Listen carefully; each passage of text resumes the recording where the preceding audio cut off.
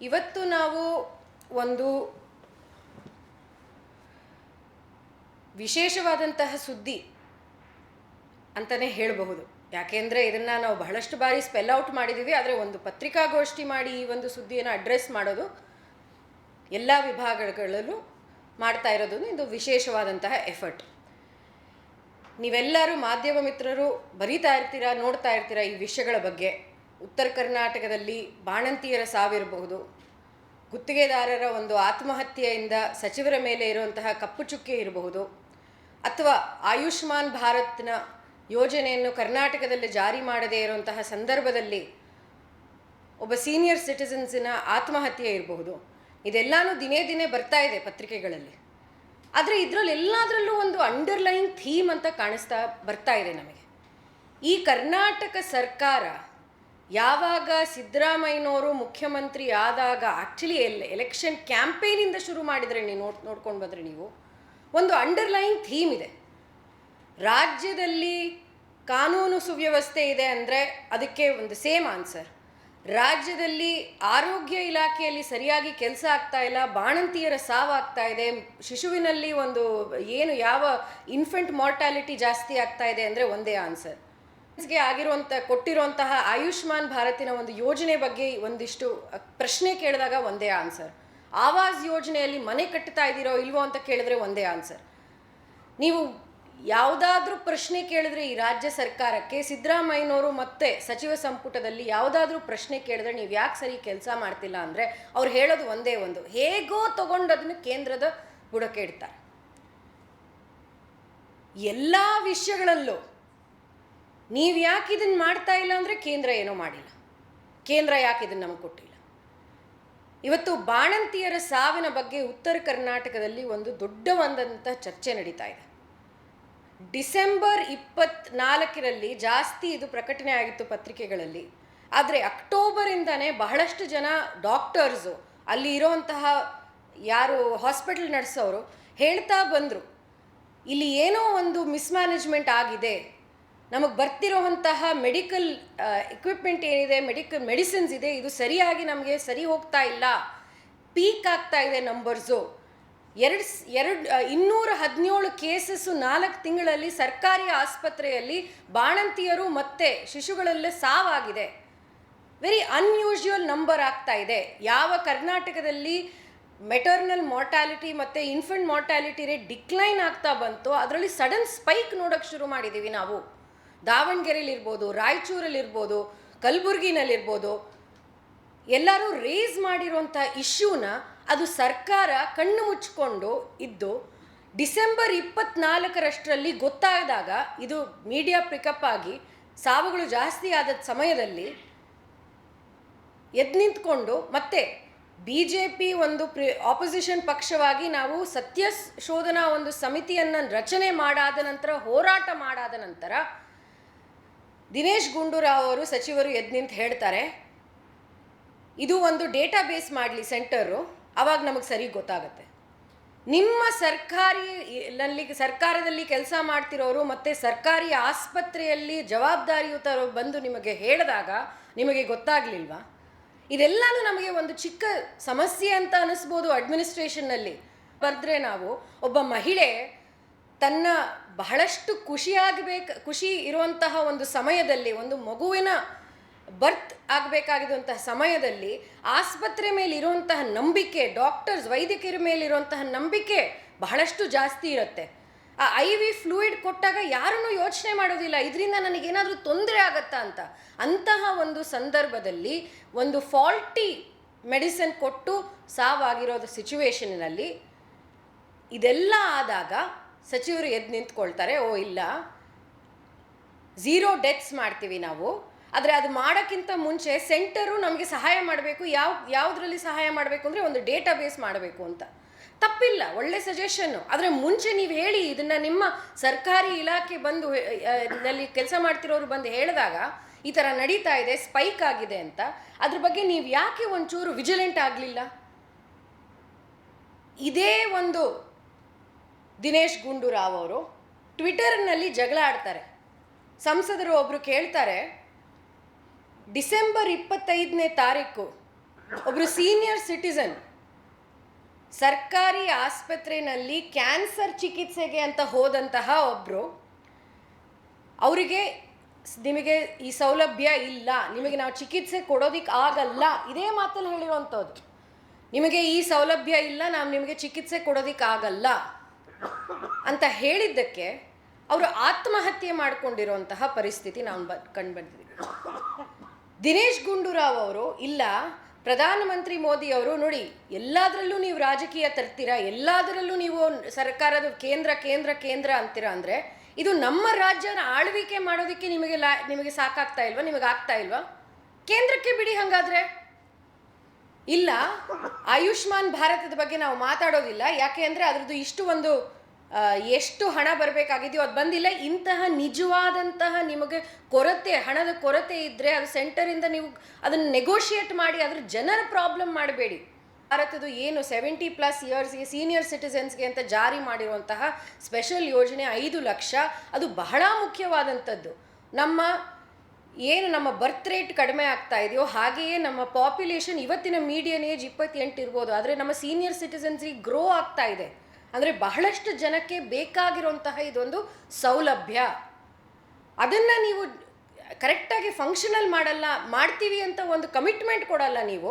ಇಲ್ಲ, ಇದು ಕೇಂದ್ರದ ಏನಾದ್ರು ಮಾಡಬೇಕಾಗಿದೆ ಅವ್ರದ್ದು, ಇದೆಲ್ಲನೂ ಬರೋದು ಯಾತಕ್ಕೆ? ರಾಜಕೀಯಕ್ಕೋಸ್ಕರ ಹೊರತು ಜನರ ಸಮಸ್ಯೆಯನ್ನು ಪರಿಹಾರ ಮಾಡ್ತೀವಿ ಅನ್ನೋದು ಒಂದಿಷ್ಟೂ ಕಾಳಜಿ ಇಲ್ಲ ಈ ಸರ್ಕಾರಕ್ಕೆ. ಈಗ ತಾನೇ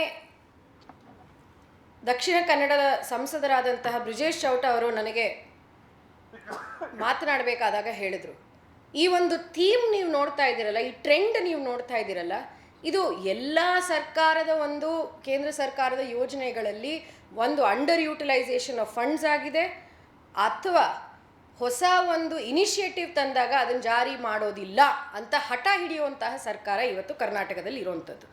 ಆವಾಸ್ ಯೋಜನೆಯಲ್ಲೂ ಇದಾಗಿದೆ ಅಂತ ಅವರು ಮಾಡಿದ್ದಾರೆ. ಕೇಂದ್ರದಲ್ಲಿ 29 ಸ್ಟೇಟ್ಸ್ ಪ್ಲಸ್ UTs, ನಾನು 2 ಕಂಬೈನ್ಡ್ ಹೇಳ್ತಾ ಇದ್ದೀನಿ.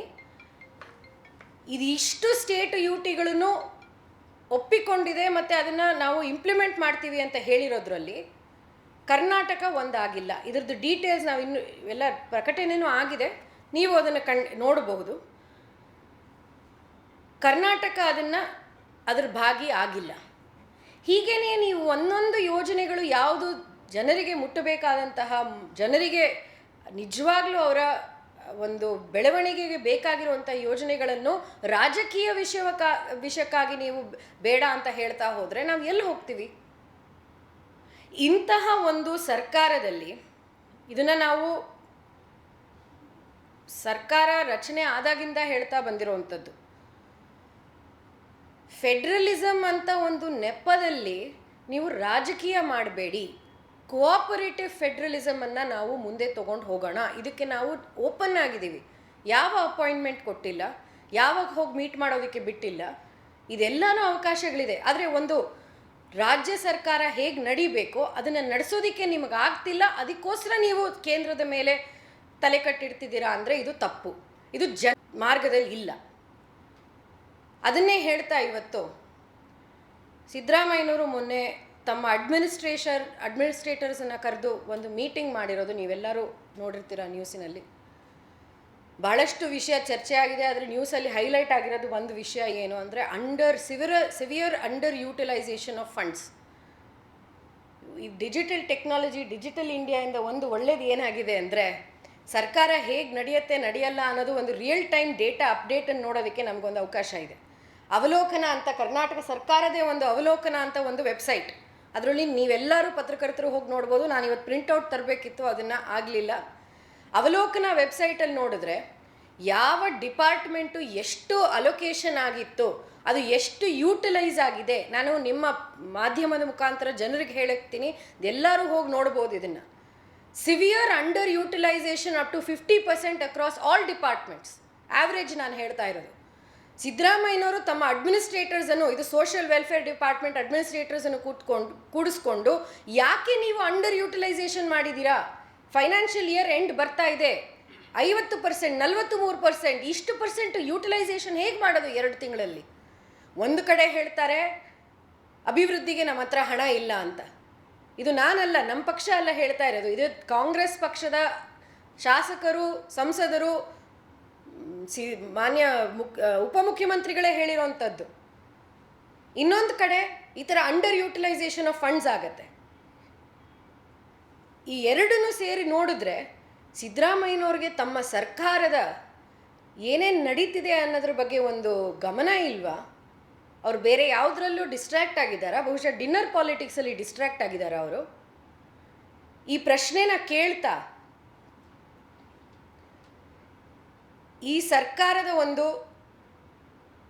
ಯಾವ ಸರ್ಕಾರದಲ್ಲಿ ನಾವು ಅಂಬೇಡ್ಕರನ್ನೇ ಬಹಳಷ್ಟು ಅಭಿಮಾನ ಇದೆ ನಮಗೆ, ಅಂಬೇಡ್ಕರನ್ನ ಆರಾಧನೆ ಮಾಡ್ತೀವಿ ಅಂತ ಹೇಳೋವಂಥ ಸರ್ಕಾರ, ಇದು ನಾನು ಇನ್ನೊಂದು ಸರಿ ಹೇಳ್ತೀನಿ, ಅಂಬೇಡ್ಕರ್ ಬಾಬಾ ಸಾಹೇಬ್ ಅವ್ರದ್ದು ಆರಾಧನೆ ಮಾಡ್ತೀವಿ ಅಂತ ಆಚೆ ಹೇಳುವಂತಹ ಸರ್ಕಾರ ವಾಲ್ಮೀಕಿ ನಿಗಮ ಸ್ಕ್ಯಾಮ್ ಆದಾಗ 187 crore 89 ಅಂತಾರೆ. SC/ST ಫಂಡಿನಲ್ಲಿ ಏನೇನು ಯೂಟಿಲೈಸೇಷನ್ ಆಗಿದೆಯೋ ಸ್ಪೆಷಲ್ ಅಲೊಕೇಶನ್ ಫಂಡಿನಲ್ಲಿ, ಅದರಲ್ಲಿ ಮಿಸ್ಮ್ಯಾನೇಜ್ಮೆಂಟ್ ಅಂಡರ್ ಯೂಟಿಲೈಸೇಷನ್ ಆದಾಗ ಇಲ್ಲ, ಇದನ್ನು ಉತ್ತರ ಕೊಡೋದಿಲ್ಲ ನಮಗೆ.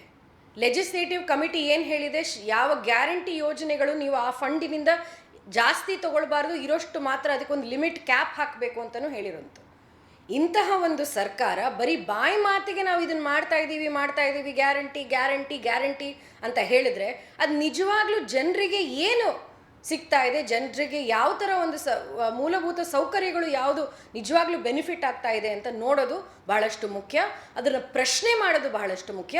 ಆದರೆ ನಾನು ಬಿಗಿನಿಂಗಲ್ಲೇ ನಿಮಗೆ ಹೇಳಿದಂತೆ ಆ ಪ್ರಶ್ನೆ ಬಂದಿದ ತಕ್ಷಣ ಒಂದು ಥೀಮ್ಯಾಟಿಕ್ ಆನ್ಸರ್ ಬರೋವಂಥದ್ದು, ಸರ್ಕಾರ, ಕೇಂದ್ರ ಸರ್ಕಾರ ಏನೋ ಮಾಡ್ತಾ ಇಲ್ಲ, ಅವರಿಂದ ಈ ಥರ ನಡೀತಾ ಇದೆ ಅಂತ. ಇದನ್ನು ನಾವು ಸಹಿಸೋದಿಲ್ಲ. ಇನ್ನೇನು 2 ತಿಂಗಳಲ್ಲಿ ಬಜೆಟ್ ಮಂಡನೆ ಆಗುತ್ತೆ. ಹೈಯೆಸ್ಟ್ ಬಾರೋಯಿಂಗ್ ಕರ್ನಾಟಕ ಸರ್ಕಾರ ಸದರ್ನ್ ಸ್ಟೇಟ್ಸ್ನಲ್ಲಿ ಅಂತ ಒಂದು ರಿಪೋರ್ಟ್ ಬಂದಿದೆ. ರೆವಿನ್ಯೂ ಡೆಫಿಸಿಟ್ 12,000 crore ಆಗಿದೆ ಅಂತ ಒಂದು ರಿಪೋರ್ಟ್ ಬಂದಿದೆ. ಕ್ಯಾಪಿಟಲ್ ಎಕ್ಸ್ಪೆಂಡಿಚರ್ ಕಳೆದ ಫೈನಾನ್ಷಿಯಲ್ ಇಯರ್ನಲ್ಲಿ 17% ಕಡಿಮೆ ಆಗಿತ್ತು. ರೆವಿನ್ಯೂ ಡೆಫಿಸಿಟ್ ಇನ್ಕ್ರೀಸ್ ಆಗ್ತಾ ಇದೆ, ಫಿಸ್ಕಲ್ ಡೆಫಿಸಿಟ್ ಇನ್ಕ್ರೀಸ್ ಆಗ್ತಾ ಇದೆ. ಈ ಎಲ್ಲದ್ರದ್ದು ಮೆಟ್ರಿಕ್ಸನ್ನ ನಾವು ಒಂದು ಥರೋ ಸ್ಟಡಿ ಮಾಡಿ ಸಿದ್ದರಾಮಯ್ಯನವರನ್ನ ಈ ಬಾರಿ ತಮ್ಮ 17ನೇ ಬಜೆಟ್, 17ನೇ ಬಜೆಟ್, ಇಷ್ಟು ಬಜೆಟ್ ಮಂಡಿಸಿರುವಂತಹ ಸಿದ್ದರಾಮಯ್ಯನವ್ರಿಗೆ ರಾಜ್ಯದ ಆರ್ಥಿಕ ಪರಿಸ್ಥಿತಿ, ರಾಜ್ಯದ ಅಡ್ಮಿನಿಸ್ಟ್ರೇಷನ್ ಎಲ್ಲೋ ಕೈ ತಪ್ಪುತ್ತಾ ಇದೆಯಾ, ಈ ಒಂದು ಪ್ರಶ್ನೆನ ನಾವು ಗಟ್ಟಿಯಾಗಿ ಕೇಳೋದಿದ್ದೇವೆ. ಭಾರತೀಯ ಜನತಾ ಪಾರ್ಟಿ ಈ ಕಳೆದ 4 ತಿಂಗಳಲ್ಲಿ ಮತ್ತೆ ಬಹಳಷ್ಟು ವಿಷಯಗಳು ನೀವು ಕವರ್ ಮಾಡ್ತೀರಾ. ಆದರೆ ನನ್ನ ಕಾರ್ಯಕರ್ತ ಬಂಧುಗಳು ಉತ್ತರ ಕರ್ನಾಟಕದಲ್ಲಿರ್ಬೋದು, ಬೆಂಗಳೂರಿನಲ್ಲಿರ್ಬೋದು, ಸ್ಪೆಸಿಫಿಕ್ ಆಗಿ 2 ವಿಷಯದ ಬಗ್ಗೆ, ಒಂದು ಗುತ್ತಿಗೆದಾರರ ಆತ್ಮಹತ್ಯೆ ಮತ್ತು ಇನ್ನೊಂದು ಮತ್ತು ಆ ಗುತ್ತಿಗೆದಾರರ ಆತ್ಮಹತ್ಯೆ ನಾನು ಬಹಳಷ್ಟು ವಿವರವಾಗಿ ಮಾತಾಡಿಲ್ಲ, ಆದರೆ ನಿಮಗೆ ಗೊತ್ತಿರುವಂತಹ ವಿಷಯ ಸಚಿನ್ ಪಂಚಾಲ್ ಇರ್ಬೋದು ಅಥವಾ ಲಕ್ಷ್ಮೀ ಹೆಬ್ಬಾಳ್ಕರ್ ಅವ್ರದ್ದು ಇಶ್ಯೂ ಇರ್ಬೋದು.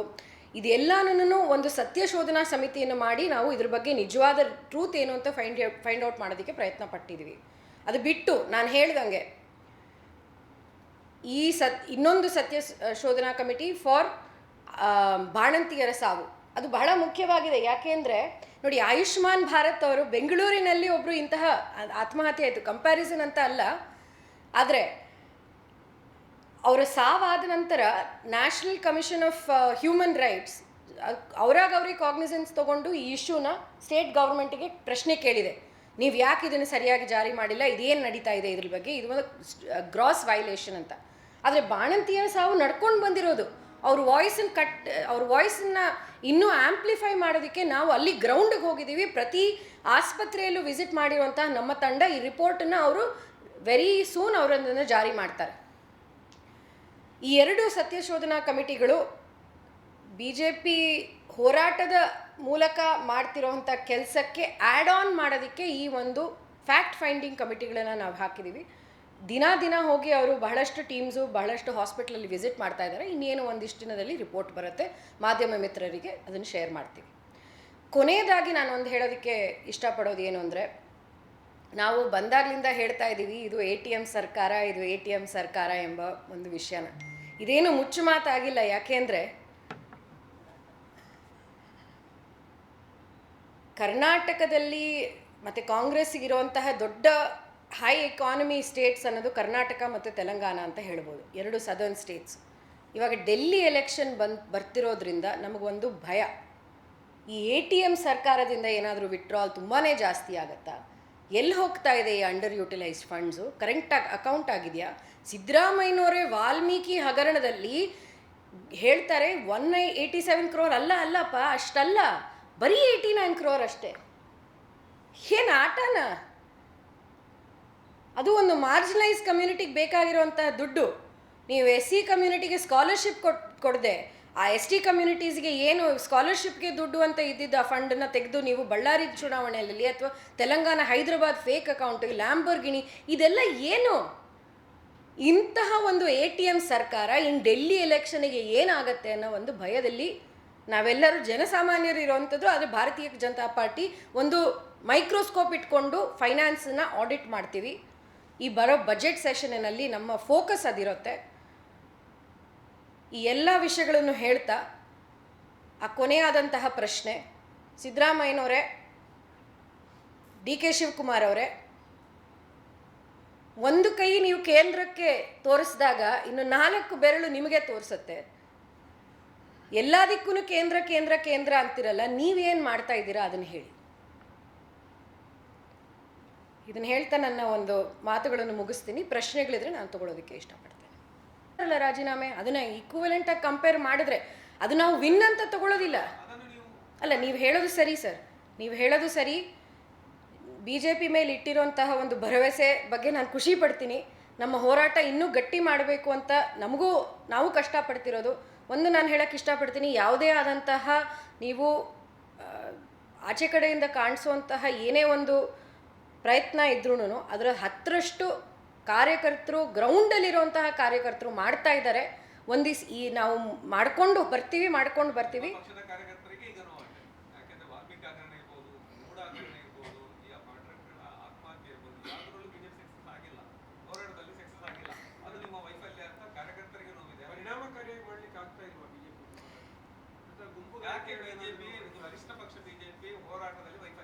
ನನಗೆ ನೋಡಿ, ನಾನು ಬಹಳ ಕಿರಿಯ ಕಾರ್ಯಕರ್ತೆ.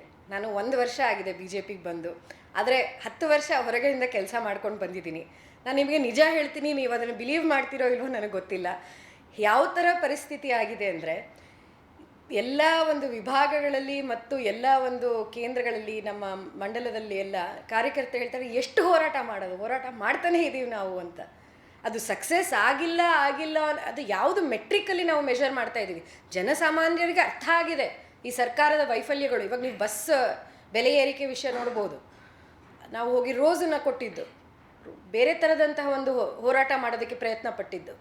ಅಥವಾ ಇವತ್ತು ಆಶಾ ಕಾರ್ಯಕರ್ತರು ಬೆಂಗಳೂರಿನಲ್ಲಿ ಒಂದು ಅವರ ಕೋರಿಕೆಯನ್ನು ಕೂತ್ಕೊಂಡು ಚಳಿನಲ್ಲಿ ಪಾಪ ಯಾರೋ ಒಬ್ಬರು ಹಾಸ್ಪಿಟಲ್ಗೆ ಅಡ್ಮಿಟ್ ಮಾಡಬೇಕಾಗಿದ್ದಂಥ ಪರಿಸ್ಥಿತಿ ಬಂದಿದೆ. ಅವ್ರನ್ನ ಹೋಗಿ ಭೇಟಿ ಆಗಿದ್ದಾರೆ ನಮ್ಮ ಲೀಡರ್ಸು, ಆಗ್ತಾ ಇದ್ದಾರೆ. ಅಲ್ಲ ಪರಿಣಾಮ ಅಂದರೆ ಒಂದು 2 ಕೋಟಿ ಕೊಡಿ ನನಗೆ ಯಾವಾಗ ಸೈಟ್ ಕೊಡ್ತೀನಿ ಅಂತ ಹೇಳಿದಂಥ ಸಿದ್ದರಾಮಯ್ಯನವರು ತನ್ನಾಗ್ತಾನೆ ಸೈಟ್ ವಾಪಸ್ ಕೊಟ್ಟಿರೋವಂಥದ್ದು. ಅಥವಾ ಖರ್ಗೆ ಅವರು, ಜೂನಿಯರ್ ಖರ್ಗೆ ಅವರು ಬಂದು ಅವರ ಸಿದ್ಧಾರ್ಥ ವಿಹಾರ ಇಶ್ಯೂನ ಕೊಟ್ಟಿದ್ದು. ಯಾರ್ಡ್ ಸ್ಟಿಕ್ ಏನು ಅಂತ ನನಗೆ ಅರ್ಥ ಆಗ್ತಾ ಇದ್ರೆ, ಅದು ನಾವು ಡೀಲ್ ಮಾಡ್ತಿರೋದು ಒಂದು ಮೊಂಡ ಕಾಂಗ್ರೆಸ್. ಮೊಂಡತನ ನಿಮಗೆ ಕಾಣಿಸ್ತಾ ಇದೆ. ನಾನು ಹೇಳ್ತಾ ಇರೋದು ನಿಮಗದು. ಅದಕ್ಕೆ ನಾವು ಇವತ್ತು ವಿಭಾಗದಲ್ಲಿ ಪ್ರೆಸ್ ಕಾನ್ಫರೆನ್ಸ್ ಮಾಡ್ತಾ ಇರೋದು, ಹೋರಾಟ ಮಾಡ್ತಾ ಇರೋದು. ನೀವು ಸರ್ಕಾರಕ್ಕೆ ಏನಾದರೂ ಪ್ರಶ್ನೆ ಕೇಳಿದ್ರೆ ಅವರು ಅಹಂಕಾರದಿಂದ, ಮೊಂಡತನದಿಂದ ವಾಪಸ್ಸು ನಮಗೆ ಉತ್ತರ ಕೊಡ್ತಾರೆ ಹೊರತು ಯಾವುದೇ ಆದ ಕಾರಣದಲ್ಲಿ ಒಂದು ಜನರಿಗೆ ಆ ಮೊರಾಲಿಟಿ ಅನ್ನೋದು ಇಲ್ಲ. ಹಾಗಂತ ನಾವು ಹೋರಾಟ ಮಾಡ್ತಿರೋದು ಅದ್ರ ಏನು ಬೆನಿಫಿಟ್ ಆಗಿದೆ ಅಥವಾ ಏನು ರಿಸಲ್ಟ್ ಬಂದಿದೆ ಅನ್ನೋದು ನಿಮ್ಮ ಒಂದು ಅಭಿಪ್ರಾಯ ಆ ಥರ ಕಾಣಿಸ್ಬೋದು. ನಾನು ನಿಮಗೆ ಇನ್ನೊಂದು ಬಾರಿ ಹೇಳಕ್ಕೆ ಇಷ್ಟಪಡ್ತೇನೆ, ಯಾವ ಮುಖ್ಯಮಂತ್ರಿಗಳು 62 ಕೋಟಿ ಕೊಡಿ ಆವಾಗ ನನ್ನ ಸೈಟನ್ನು ನಾನು ನೋಡ್ತೀನಿ ಅಂತ ಹೇಳಿದವರು ತಾವೇ 14 ಸೈಟನ್ನು ವಾಪಸ್ ಕೊಟ್ಟಿರೋವಂಥದ್ದು ಮೂಡ ಮೈಸೂರು ಚಲೋ ಪಾದಯಾತ್ರೆಯಿಂದ. ಹಾಗೆಯೇ ಖರ್ಗೆ ಅವರು ಹೆದರ್ಕೊಂಡು, ಜೂನಿಯರ್ ಖರ್ಗೆ ಅವರು ಏನು ತಪ್ಪು ಮಾಡಿಲ್ಲ ನಾನು ಅಂತ ಹೇಳಿದಾದ ನಂತರ ಯಾಕೆ ವಾಪಸ್ ಕೊಡಬೇಕಿತ್ತು? ಹಾಗೆಯೇ ಇವಾಗ ಖರ್ಗೆ ಅವರು ಇನ್ನೂ ನಮ್ಮದೊಂದು ಇಂಟರ್ನಲ್ ಯಾರ್ಡ್ ಸ್ಟಿಕ್ ಅಂತ ಇದೆ. ಖರ್ಗೆ ಅವರನ್ನು ಜಾಸ್ತಿ ಕೋಪದಿಂದ ಮಾತಾಡಿಸಿದ್ರೆ ಅದು ನಮಗೊಂದು, ಯಾಕೆಂದರೆ ಅವ್ರು ಯಾವತ್ತೂ ಹಾಗೆ ಅವ್ರನ್ನ ಕಾರ್ನರ್ ಮಾಡಿದ್ರೆ ಅವ್ರು ನಿಜವಾದ ಉತ್ತರ ಕೊಡೋದಿಲ್ಲ. ನಮ್ಮನ್ನು ಬೈತಾರೆ ಅಥವಾ ಕೆಟ್ಟ ಆಟ ಆಡ್ತಾರೆ, ಅಂದರೆ ಅವರು ನಡಗಿದ್ದಾರೆ ಅಂತ. ಇದರಲ್ಲೇ ನಾವೆಲ್ಲ ಈ ಎಲ್ಲ ವಿಷಯಗಳಲ್ಲೂ ನಾವು ಗಟ್ಟಿಯಾಗಿ ಹೋರಾಟ ಮಾಡ್ತಾ ಇದ್ದೀವಿ. ಎಲ್ಲ ಜನರಿಗೆ ಮುಟ್ಟೋವಂಥ ವಿಷಯಗಳನ್ನು ಮತ್ತು ಪೊಲಿಟಿಕಲ್ ಇಶ್ಯೂಸ್ ಎರಡನ್ನೂ ತೊಗೊಂಡು ಹೋರಾಟ ಮಾಡ್ತಾ ಇದ್ದೀವಿ. ಇನ್ನೇನು ದಿವಸಗಳಲ್ಲಿ ನಿಮಗೂ ಅದು ಒಂದು ನಿಮಗೆ ಇವತ್ತು ಅನಿಸಿರ್ಬೋದು, ಬಟ್ ಇನ್ನೇನು 2-3 ತಿಂಗಳಲ್ಲಿ ಇದು ಇನ್ನೂ ಜಸ್ಟಿಫೈ ಆಗುತ್ತೆ ಅಂತ ನನಗನ್ಸುತ್ತೆ. ಆ್ಯಕ್ಚುಲಿ ಏನಾಗಿದೆ ಅಂದರೆ, ಇದು ನಾನು ಒಬ್ಬ ರಾಜ್ಯ ವಕ್ತಾರೆಯಾಗಿ ಹೇಳೋದು, ಒಂದು ವಿಶ್ಲೇಷಕರಾಗಿ ಹೇಳ್ತೀನಿ. ಇವಾಗ ನೀವು ನೋಡಿದಿದ್ರೆ ಅದು ನಮ್ಮ ಎಲ್ಲ ಪೊಲಿಟಿಕಲ್ ಪಕ್ಷದಲ್ಲೂ ಒಂದು ಡಿಫ್ರೆನ್ಸಸ್ ಆಫ್ ಒಪಿನಿಯನ್ ಅನ್ನೋದು ಸಹಜ. ಆದರೆ ನಮ್ಮ ಡಿಫ್ರೆನ್ಸ್ ಆಫ್ ಒಪಿನಿಯನಲ್ಲೂ ನಾವು ಹೋರಾಟ ಮಾಡ್ತಾ ಇದ್ದೀವಿ. ಯತ್ನಾಳ್ ಅವರು ಹೋಗಿ ಡೆಲ್ಲಿನಲ್ಲಿ ವಕ್ಫ್ ವಿಷಯನ ಮಂಡನೆ ಮಾಡಿದ್ದು, ಅವ್ರ ಹೋರಾಟಕ್ಕೆ ನಾವು ಶೋಭಾ ಕರಂದ್ಲಾಜೆ ಅವರು ಹೋಗಿದ್ರು. ಹಾಗೇನು ಇಲ್ಲೂ ನಾವು ವಕ್ಫ ಹೋರಾಟ ಮಾಡಿದ್ವಿ. ಹೋರಾಟ ವಿಷಯ ಮತ್ತು ಇಶ್ಯೂಸ್ ಇಟ್ಕೊಂಡೇ ನಾವು ರಾಜಕೀಯ ಮಾಡ್ತಾ ಇರೋದು ಹೊರತು ಬೇರೆ ಯಾವುದೂ ಅಲ್ಲ. ಈ ಬಣ ಬಡಿದಾಟದ ವಿಷಯದ ಬಗ್ಗೆ ನಾನು ಇನ್ನೂ ಜಾಸ್ತಿ ಹೇಳೋದಕ್ಕೆ ಹೋಗಲ್ಲ, ಯಾಕೆಂದರೆ ನಾನು ಒಬ್ಳು ಕಿರಿಯಳು. ನಿಮಗೆಲ್ಲರಿಗೂ ತಿಳಿದಿದೆ, ಎಲ್ಲ ರಾಜಕೀಯ ಪಕ್ಷದಲ್ಲೂ ಇದಿದ್ದೇ ಇರುತ್ತೆ. ಆದರೆ ಒಂದು ಗಟ್ಟಿಯಾಗಿ ಹೋರಾಟ ಮಾಡೋದಕ್ಕೆ ಬೇಕಾಗಿರುತ್ತ ಎಲ್ಲ ಸಾಮರ್ಥ್ಯ ನಮ್ಮಲ್ಲಿದೆ. ಈ ಒಂದು ಫಾಲ್ಸ್ ನ್ಯಾರೇಟಿವ್ ಅಂತ ಕರಿತೀನಿ ನಾನು, ಮಿಸ್ಇನ್ಫಾರ್ಮೇಷನ್ ಅಂತ ಕರಿತೀನಿ, ನಾವು ಆ್ಯಕ್ಟಿವ್ ಆಗಿದ್ದೀವಿ. ಅದು ನೀವು ಯಾವುದೇ ಆದಂತಹ ಬಿ ಜೆ ಪಿ ಕಾರ್ಯಕರ್ತರು ಗ್ರೌಂಡಲ್ಲಿ ಕೆಲಸ ಮಾಡ್ತಿರೋರನ್ನು ಕೇಳಿ, ಟ್ವಿಟರ್ ಅಲ್ಲ, ಗ್ರೌಂಡಲ್ಲಿ ಕೆಲಸ ಮಾಡ್ತಿರೋರು, ಬಹಳಷ್ಟು ಶಿಸ್ತಿನಿಂದ ಕೆಲಸ ಮಾಡ್ತಿರೋರು ಗ್ರೌಂಡಲ್ಲಿರೋವಂಥ ಕಾರ್ಯಕರ್ತರು. ಬೇರೆ ಯಾವ್ದಾದ್ರು ಪಕ್ಷ ಆಗಿದ್ದಿದ್ರೆ ಅದು ಈ ತರಹಂಥ ಕೆಲಸ ಮಾಡ್ತಾ ಇರಲಿಲ್ಲ. ಕಾರ್ಯಕರ್ತರ ಪಕ್ಷವಾಗಿರುವಂತಹ BJPನಲ್ಲಿ ಮಾತ್ರ ಇದು ಸಾಧ್ಯವಾಗಿರುವಂಥದ್ದು. ನಾವು ನೆಕ್ಸ್ಟ್ ಇನ್ನೂ ಏನು 6 ಮಂತ್ಸ್ ನಮ್ಮ ಪ್ಲ್ಯಾನಿಂಗ್ ಇದೆಯೋ, ಆ ಹೋರಾಟದ ಫಲಗಳು ನಿಮ್ಗೆಲ್ಲರಿಗೂ ಬಹಳಷ್ಟು ಕಾಣಿಸೋಕ್ಕೆ ಬರುತ್ತೆ. ಅದನ್ನು ನಾನು ಗಟ್ಟಿಯಾಗಿ ಹೇಳ್ಬೋದು ಇವತ್ತು.